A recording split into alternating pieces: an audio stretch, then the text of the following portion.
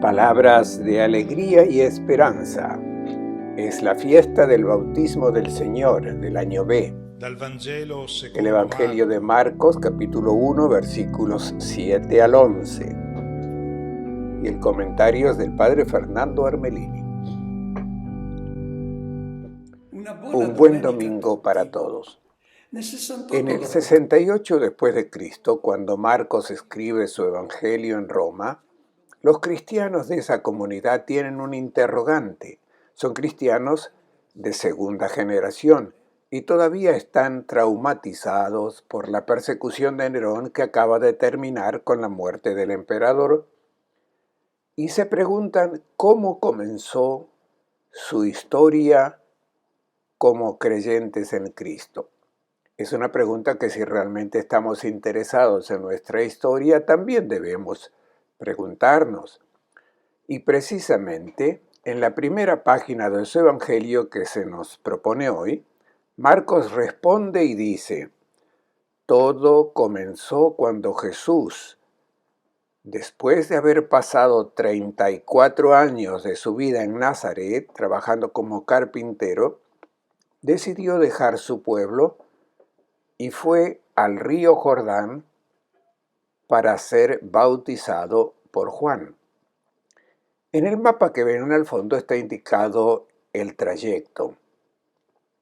Fue a Betabara, donde estaba Juan bautizando. Y así comenzó su vida pública. Después de su bautismo, no volvió a Nazaret, sino cambió residencia y se estableció en Cafarnaún, a orillas del lago de Tiberíades. Fue acogido por un par de hermanos que le recibieron en su casa, que eran Pedro y Andrés. Cuando alrededor de Jesús inmediatamente se formó un pequeño grupo de discípulos con los que emprendió un viaje que duró 3 años, y en este viaje es narrado paso a paso por el evangelista Marcos. Y este año, cada domingo, escucharemos un episodio de este viaje y para nosotros será como recorrer este camino junto con Jesús y con los discípulos. Veremos a Jesús que recorre los caminos de Galilea, camina por las orillas del lago, entra en aldeas, predica en las sinagogas, acepta invitaciones en casas particulares porque vino al mundo por esta misma razón, para ser visto, para mostrar a través de la belleza de su rostro la belleza del Padre Celestial. El primer personaje que presenta el evangelista Marcos es el Bautista, que cumplía su misión a orillas del río Jordán. Escuchemos. En aquel tiempo proclamaba Juan: detrás de mí viene uno con más autoridad que yo, y yo no soy digno de agacharme para soltarle la correa de sus sandalias. Yo los he bautizado con agua, pero él los bautizará con Espíritu Santo. ¿Qué misión cumplió el Bautista a orillas del Jordán? Invitaba a la gente de su pueblo a tomar conciencia de que se habían alejado de Dios, a reconocerse como pecadores, a convertirse. Y cuando estaban dispuestos a volver al camino recto, los bautizaba en el río Jordán. Era una lucha contra el mal lo que había emprendido, pero era consciente de su propia debilidad. Se dio cuenta de que acabaría abrumado por la inmensa maldad del mundo. Pero sin embargo, su sensibilidad espiritual le hizo percibir que venía alguien realmente fuerte, inmensamente más fuerte que él, alguien capaz de barrer el pecado, el mal y la injusticia y comenzar un mundo nuevo. El Bautista gozaba de inmensa popularidad. El pueblo le escuchaba con tal entusiasmo que el historiador Flavio Josefo dice que tuvo tal influencia en el pueblo que incluso podría haber involucrado a todos en una revuelta contra Roma si hubiese querido. Se hablaba de él como del esperado Mesías, y para disipar estos malentendidos sobre su persona, el Bautista aclaró inmediatamente: no soy el Mesías, yo bautizo con agua, pero el que vendrá detrás de mí, el que es realmente más fuerte que yo, bautizará en Espíritu Santo. Son dos bautismos aparentemente iguales, pero en realidad son completamente diferentes. El del Bautista es una ablución externa que indica simplemente que uno ha tomado conciencia de su pecado y que está decidido a volver al camino recto. Pero este bautismo no te comunica una fuerza para vencer el mal que hay en ti. El segundo bautismo, el del Espíritu Santo, no es un lavado exterior, es inmersión en la vida divina, es el don del Espíritu Santo, es la sustitución del corazón antiguo, ese corazón que te impulsa a replegarte sobre ti mismo, a ser egoísta, a ver al otro no a un hermano sino un rival que debes someter y que te sirva. En el bautismo del Espíritu Santo, este corazón viejo es cambiado por un corazón nuevo. Es el don de la naturaleza de hijos de Dios que se ofrece en el signo del nacimiento de la fuente bautismal. Ahora entra en escena el personaje que fue anunciado por el Bautista. Entra en escena Jesús y se presenta en el lugar más inesperado, porque en el río Jordán no se encontraba el pueblo justo, sino los pecadores, la gente alejada de Dios. Sobre el Mesías se podía esperar de todo: el santo, el justo anunciado por los profetas, pero no que fuera a mezclarse con los pecadores en el Jordán. Escuchemos. En aquel tiempo vino Jesús desde Nazaret de Galilea y se hizo bautizar por Juan en el Jordán. Jesús vino desde Nazaret, de una aldea insignificante de Galilea. Recordamos a Natanael cuando oyó a Felipe hablar con entusiasmo de Jesús. De Nazaret, exclamó: ¿pero de Nazaret puede venir algo bueno? No fue de allí de donde se esperaba la venida del Mesías, ni mucho menos que fuese al río Jordán entre pecadoras. Él tenía que ir a Jerusalén, estar entre la gente santa. Allí era donde debía tomar el poder y comenzar el reino de Dios. Todos se sorprenden. El evangelista Mateo recuerda la sorpresa, la reacción del Bautista cuando vio a Jesús y le dijo: «Este no es tu lugar, ¿a qué vienes?». Y Jesús le respondió: «Déjame, estoy llevando a cabo una justicia de Dios que tú no entiendes». Intentemos preguntarnos. Todo el mundo se ha asombrado. Natanael, el Bautista. Nos asombra este Mesías que ahora comienza a presentarse con su vida pública, comienza a ser visto. Si no nos sorprende, quiere decir que no lo hemos comprendido.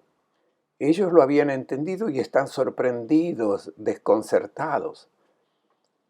Preguntémonos cómo imaginamos a nuestro Dios, ¿dónde lo colocamos? Quizás lo imaginamos lejos, en un inmenso palacio todopoderoso, sentado en su trono, envuelto en un manto, Solo permite que se acerquen a Él los santos y los justos y naturalmente castiga a los que transgreden sus preceptos. Nos lo imaginamos así porque para nosotros es lógico que sea así.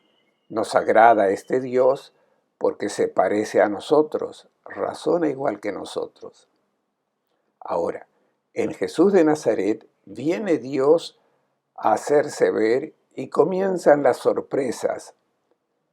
No aparece en un trono,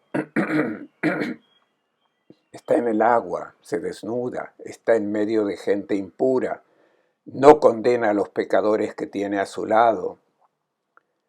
Y esto no será un episodio aislado, porque toda su vida transcurrirá junto a personas enfermas física o moralmente.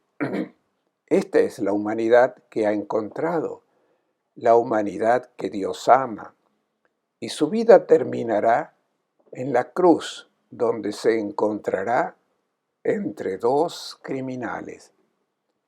Este es el Dios verdadero, los otros son ídolos que nos hemos inventado. Escuchemos ahora lo que ocurre después que Jesús fue bautizado por Juan.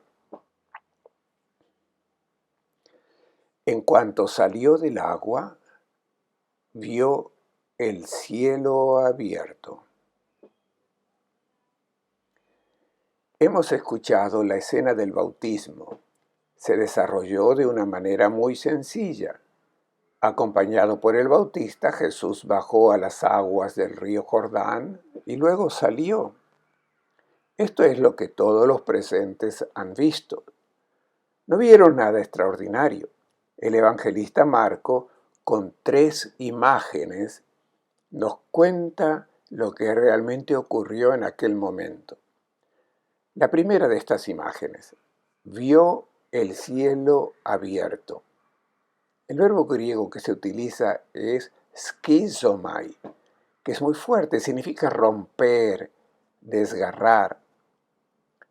Mateo y Lucas emplean otro verbo más ligero, anoigein, que significa abrir, y es diferente porque si abro una puerta también la puedo volver a cerrar, pero si la rompo ya no se puede arreglar, no se puede recomponer. Esto es lo que pasó. Marcos dice que en ese momento los cielos se rasgaron, ya no se pueden cerrar. Comprendemos inmediatamente que se trata de una imagen, los cielos no se desgarran. ¿Pero qué significa? Para comprender la imagen debemos referirnos a la concepción que tenían los israelitas. Decían que los cielos eran 7 y que entre un cielo y otro había una distancia de 500 años de camino y que sobre el 7º cielo estaba la morada de Dios. Pues bien, lo que había sucedido es que el Señor enviaba a sus profetas que se relacionaban con su pueblo, pero estos israelitas eran malvados, no escuchaban a los profetas. Entonces, ¿qué había hecho Dios? Había cerrado los cielos. Ya no quería relacionarse más con los hombres y los israelitas pensaron que había roto totalmente las relaciones con la humanidad. Los israelitas piadosos se preguntaban, ¿cuándo acabará este silencio de Dios que tanto nos angustia? El Señor no volverá a hablarnos, ya no nos mostrará su rostro sereno como hizo en los tiempos antiguos. Y lo invocaban. En el capítulo 63 del profeta Isaías hay una oración maravillosa que los israelitas hicieron y decía, Señor, Abraham, Isaac, Jacob, nuestros patriarcas no nos reconocen como hijos. Pero tú, Señor, eres nuestro Padre. Nosotros somos obra de tus manos. No te enfades demasiado. No te acuerdes siempre de nuestras iniquidades. Y luego al final de esta oración está la invocación. Señor, si quisieras rasgar los cielos y descender. Esta es la oración que hacen. No podemos soportar este silencio tuyo. Rasga los cielos y desciende entre nosotros. Este es el acontecimiento extraordinario que ocurrió en el momento del bautismo de Jesús. Encontramos la respuesta a esta oración. Los cielos se rasgaron y Dios vino entre nosotros. Se establecieron para siempre las relaciones entre Dios y la humanidad. Han caído todas las barreras. Han terminado todos los temores de Dios. El Señor ya no puede cerrar los 7 cielos porque dejaría fuera a su Hijo. Al final de su Evangelio, Marcos dice que en el momento de la muerte de Jesús se rasgó el velo del templo y emplea el mismo verbo y es la misma imagen. Recordemos que el velo del templo separaba el santo del santo de los santos, donde estaba la morada del Señor. Y en el santo de los santos solo podía entrar el sumo sacerdote una vez al año en el día de Kippur, porque allí estaba la presencia de Dios. Nadie lo podía ver, el rostro de Dios estaba velado. Esto es lo que el evangelista Marcos dice al final de su evangelio. Ese velo se rasga y ahora, contemplando a Jesús que da su vida por amor, todos podemos ver el rostro de Dios. Se rasga para siempre. Ahora todos podemos contemplar el verdadero Dios en Jesús de Nazaret, y es el rostro de un Dios que no se aleja de pecadores, sino que está a su lado. Es un Dios del que ya no se puede temer, porque no rechaza a nadie, no se comporta como un juez, sino que siempre está al lado del frágil y pecador. Escuchemos ahora la segunda imagen. Y vio al Espíritu bajando sobre él como una paloma.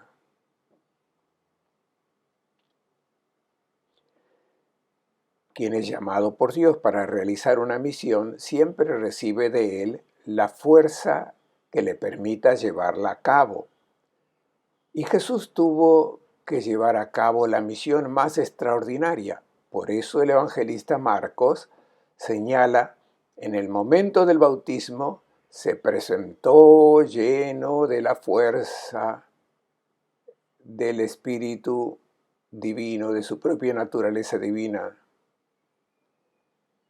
Y para ayudarnos a captar el mensaje presente en este acontecimiento, el evangelista recurre a la imagen de la paloma. Son muchas las semejanzas que esta imagen tiene para nosotros. El primero es ciertamente el de la ternura, de la dulcedumbre, del amor. Durante su vida pública, siempre encontraremos a Jesús movido por este espíritu de ternura, de amor, de mansedumbre. Se acercará a esta humanidad enferma, frágil, pecadora, siempre con dulzura y amor. Nunca encontraremos a Jesús atacando, humillando, ofendiendo a quien se ha equivocado en la vida. Él siempre estará movido por este espíritu de amor. Cumplirá aquella promesa que encontramos en el profeta Isaías cuando habla del siervo del Señor y dice: no quebrará la caña resquebrajada, no apagará el pabilo humeante, buscará siempre recuperar. Y aquí la presencia de este espíritu de amor en Jesús de Nazaret. Segundo motivo de la imagen de la paloma. Es el momento de la creación, cuando el libro del Génesis dice: el Espíritu de Dios se cernía sobre las aguas. Los rabinos decían que era como una paloma sobre el abismo. ¿Qué significa para nosotros esta imagen que recuerda la creación? Nos está diciendo que un mundo nuevo está naciendo. El Espíritu dará comienzo a una nueva humanidad. Tercer motivo de la paloma. La más inmediata. Todos recordamos lo que ocurrió después del diluvio, cuando a primeras horas de la tarde Noé extendió su mano y sobre esa mano se posó la paloma con una rama de olivo. Fue el momento cuando, después de que la humanidad fuera limpiada del pecado, nació un mundo de paz. Esto es lo que quiere decirnos con la imagen de la paloma. Con el comienzo de la vida pública de Jesús, se dio comienzo a una humanidad donde reina la paz.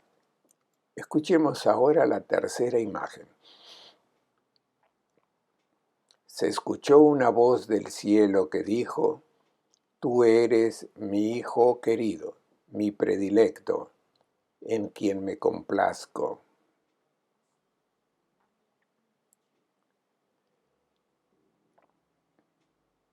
La voz viene del cielo, o sea, de Dios. Por supuesto, no es una voz que se oye con los oídos. La voz de Dios no se oye con los oídos, se percibe en el corazón, se revela en el interior.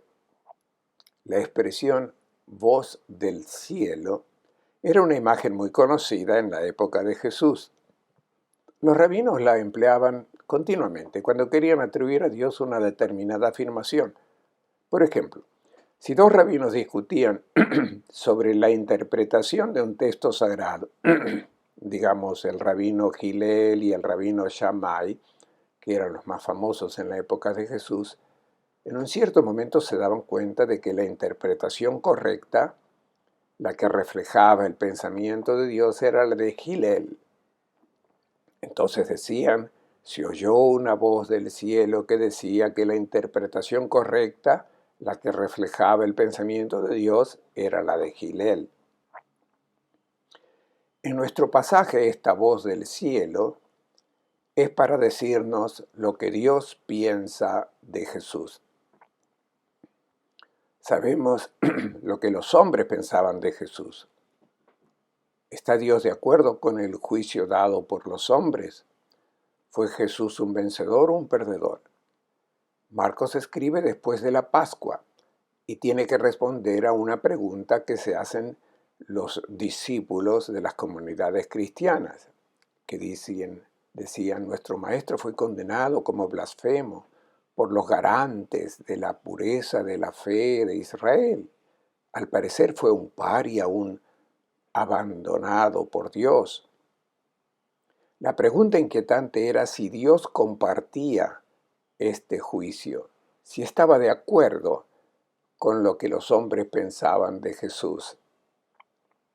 Y la respuesta que el evangelista Marcos pone en labios de Dios, sobre la voz de Dios, está compuesta por 3 referencias a textos del Antiguo Testamento.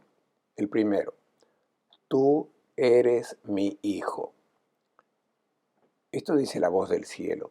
La referencia es al segundo salmo: tú eres mi hijo, yo te he engendrado. En el mundo semítico, el término hijo no solo indica generación biológica, sino cuando un padre reconocía a un hijo como suyo, no solo cuando lo había engendrado, sino cuando se parecía a él. Más que generado por, uno era hijo cuando se parecía a su padre. Por ejemplo, si un progenitor era una persona leal, honesta, servicial, atento con los demás, generoso, y el hijo fuera un canalla, un ladrón, ¿qué decía la gente? No es su hijo. El padre reconoce a uno como su hijo cuando se parece a él. Para los fariseos, ¿a quién se parecía Jesús? ¿De quién era hijo Jesús según ellos? De Belcebú, se parecía a Belcebú. Marcos nos dice que Dios reconoce a Jesús como su hijo, es decir, que garantiza de reconocerse a sí mismo en Él, en sus palabras, en sus obras, especialmente en el momento en que da la vida, el Padre del Cielo dice: yo soy así, Él refleja perfectamente mi imagen. Estamos al principio del Evangelio según Marcos, ese Evangelio que nos acompañará a lo largo de este año litúrgico. Y nosotros veremos en este Evangelio lo que Jesús hace, escucharemos sus palabras. El Padre del Cielo nos dice: contémplenlo bien, porque viéndolo a Él, me ven a mí. Y le reconoce como hijo. Notemos bien, en un momento de triunfo, cuando los hombres le aplaudan, esto también ocurrirá, pero le reconoce en el momento en que está con los pecadores. Contemplemos el único rostro verdadero del Padre. Los otros rostros, especialmente el del juez que desprecia, condena a los pecadores, los envía al infierno, no son más que máscaras que los hombres han aplicado al rostro de Dios. El único rostro que refleja la belleza de Dios es el que vemos en Jesús de Nazaret. Él es mi Hijo, dijo la voz del cielo. Segunda referencia. Mi predilecto. Es la referencia a la prueba a la que fue sometido Abraham. Se le pidió que ofreciera a Isaac, el único, el predilecto, el amado. Aplicando este título a Jesús, Dios nos invita a no considerar a Jesús un profeta, un rey como los demás. No, Él es como Isaac, el hijo amado, el único. Nosotros también somos hijos de Dios, pero Él es el unigénito. Tercera referencia al Antiguo Testamento. El Hijo en quien tengo complacencia. Aquí la referencia es al capítulo 42 del profeta Isaías, donde se habla del siervo del Señor a quien Dios dirige la palabra y dice: he aquí a mi siervo, a quien sostengo, mi elegido, en quien me complazco. Este es mi siervo, es decir, lleva adelante mi proyecto. Dios declara que Jesús es el siervo del que habló el profeta. Él es el enviado para establecer en el mundo el derecho y la justicia. La voz del cielo anula el juicio pronunciado por los hombres, niega las expectativas mesiánicas del pueblo de Israel porque no podían concebir un Mesías humillado, derrotado, ejecutado. Ellos lo imaginaban como el que vence, el que es glorioso, según los criterios de este mundo. No, todo se pondrá pata arriba. Incluso el Bautista se sorprenderá, porque se han dado vuelta todos los juicios de los hombres. Tengamos cuidado porque es difícil acoger esta imagen de Dios. Es difícil acoger el rostro del Padre del Cielo que brilla en el rostro de Jesús. Por ejemplo, el esfuerzo que hacemos para acoger el amor incondicional de Dios que brilla en el rostro de Jesús, porque nos ponemos la máscara del Dios justificador. Si no hacemos un esfuerzo, significa que no hemos comprendido este rostro único que es el que nos revela el amor incondicional del Padre del Cielo. Les deseo a todos un buen domingo y una buena semana.